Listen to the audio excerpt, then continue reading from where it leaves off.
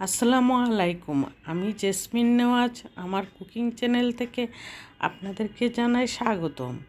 আজকে আমি আমার রেসিপিতে নিয়ে আসলাম আলু দিয়ে চিকেন রান্না। এই আলু দিয়ে চিকেন রান্নাটার মধ্যে এক ফোঁটাও পানি ব্যবহার করিনি, সেই জন্যই আপনাদের সামনে তুলে ধরেছি যে কিভাবে আমি রান্নাটা এত সুন্দর করে করলাম। এত মজাদার রান্না পানি ছাড়া কিভাবে রান্না করা যায় সেটাই নিয়ে আপনাদের সামনে আজকে তুলে ধরবো। আর আপনাদের ভালো লাগলে একটি লাইক দিয়ে কন্টিনিউ করবেন। প্রথমেই আমি এখানে পেঁয়াজটা ভাজা ভাজা হয়ে আসার পর তারপর আমি হলুদের গুঁড়া দিয়ে অল্প একটু পানি দিয়েছি। কেন পানিটা দিয়েছি? পানিটা শুকিয়ে যাবে, মশলাটার ধকটা যাতে না আসে, সেজন্য আমি মশলাটা দিয়ে এখন একদম পানিটা শুকিয়ে ফেলবো। এই শুকিয়ে ফেলার পর আমি চিকেনটা দিয়ে একদম অল্প আঁচের মধ্যে আমি রান্নাটা শেষ করব। এই অল্প আঁচেই আমি চিকেনটা রান্না করে আমি বাচ্চাদেরকে খাওয়াই মাঝে মাঝে, পানি না দিয়ে একদম শুকনাভাবে।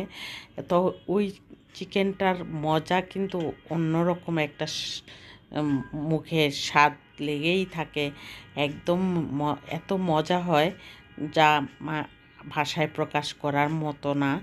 আর আপনি পানিটা দিয়ে দিলে মশলা থেকে পানিটা আলাদা হয়ে যায়, সেই রান্নাটা একরকম হয়। আর এই পানি ছাড়া রান্নাটা কিন্তু আরেক রকম হয়।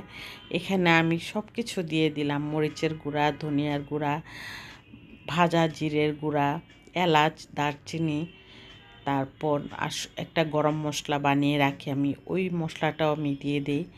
এই আলু আর চিকেনটা দিয়ে এখন নেড়ে চেড়ে একদম আমি পানি ছাড়া যেই পানিটুকু উঠবে সেই পানিটুকু দিয়েই আমি রান্নাটা শেষ করে নেব।